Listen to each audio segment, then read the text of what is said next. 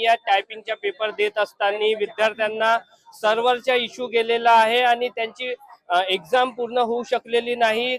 काही लोकांची सकाळच्या सुमारास होती तर काही 12 वाजताच्या सुमारास होती।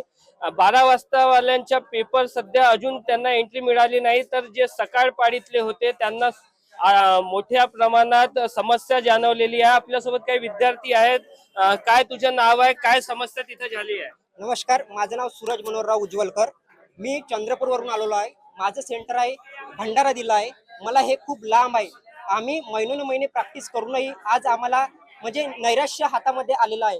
कारण आम्ही कित्येक महिने अभ्यास करून एक आधी रिटर्न एक्झाम दिली, नंतर ती रिटर्न एक्झाम क्वालिफाय झाल्यानंतर आम्ही महिनोन-महिने टायपिंगची प्रॅक्टिस केली। या आधी पण मी एक्झाम फेस केली होती हायकोर्टची, तेव्हा ते पेज टू स्क्रीन टायपिंग घेत होते आणि आजपर्यंत आम्हाला माहित होतं की पेज टू स्क्रीन टायपिंग होणार आहे। पण 2 दिवसाआधी असं सर्क्युलर व्हायरल झालं की त्याच्यामध्ये स्क्रीन टू स्क्रीन अशी टायपिंग होणार असं आम्हाला त्याच्यामध्ये निदर्शनास आलं। पण तरी पण आम्ही संभ्रमामध्ये होतो की खरंच ही टायपिंग जी आहे ती स्क्रीन टू स्क्रीन होणार आहे की पेज टू स्क्रीन होणार आहे। त्याच्यामुळे आम्हाला काही कळलं नाही।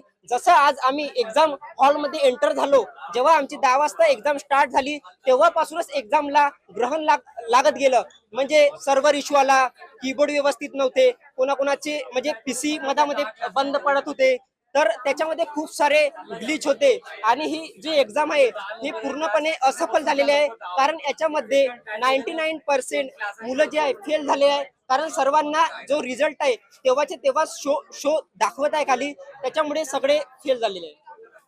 दुसऱ्या बॅच मध्ये काही विद्यार्थ्यांच्या होता, तुमच्या दुसऱ्या बॅच मध्ये होता, तुम्हाला काय सांगितलं गेले या सेंटर कडून? काय तुमचं नाव आहे?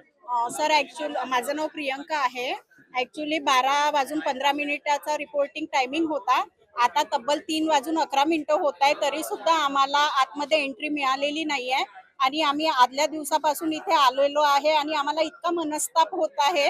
एकतर यांनी वेळेवर जो पेपर पॅटर्न चेंज केला त्याचा, आणि दुसरी गोष्ट आता काही विद्यार्थी जे बाहेर पडले ते सांगत होते की ज्या पद्धतीने सांगितलं होतं आपल्या त्या इन्स्ट्रक्शन मध्ये दिलेलं होतं की 400 वर्डचा पॅसेज राहील, त्याच्यामध्ये आता काही विद्यार्थी असं सांगत आहे की कीस्ट्रोक खूप जास्ती आहे, त्याच्यामुळे तो वेळेमध्ये पण पॅसेज बसत नाहीये।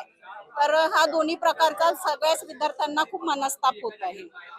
या एक्झामला चंद्रपूर असो, गडचिरोली, गोंदिया, भंडारा अनेक जिल्ह्यातून हे विद्यार्थी या ठिकाणी आलेले आहेत आणि सकाळपासून या एक्झाम करता आलेले आहेत। मोठा गोंधळ या ठिकाणी उडालेला आहे आणि या सेंटर करून अजून पर्यंत त्यांना समाधानकारक उत्तर मिळालेले नाही।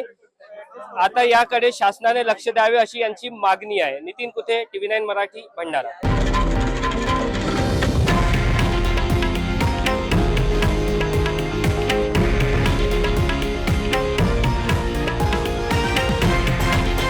हे आहे देशातील नंबर 1 न्यूज नेटवर्क आणि आपण पाहत आहात TV9 मराठी, एकमेव।